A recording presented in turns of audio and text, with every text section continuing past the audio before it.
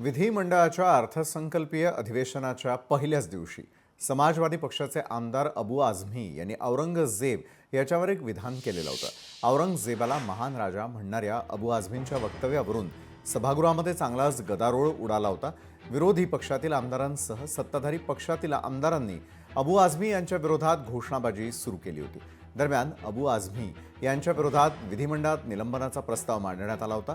हा प्रस्ताव सर्वानुमते मंजूर करण्यात आल्यानंतर अबू आझमी यांचं निलंबन करण्यात आलेलं आहे। दरम्यान त्यांनी नेमकं काय वक्तव्य केलेलं होतं ते आधी पाहूयात।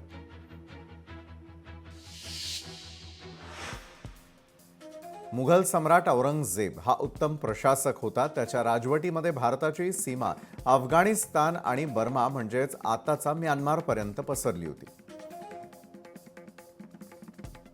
त्याच्या काळामध्ये भारताला सोने की चिडिया असं म्हटलं जात असे। औरंगजेबाच्या राजवटीत भारताचा GDP 24% इतका होता आणि त्यामुळेच इंग्रज भारतात आले।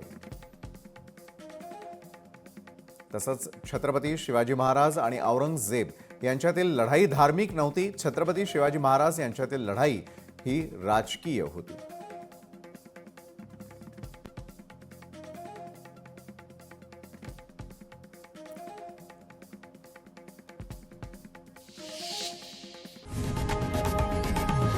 लोकशाही मराठी ऐका, पहा, जागरूक रहा।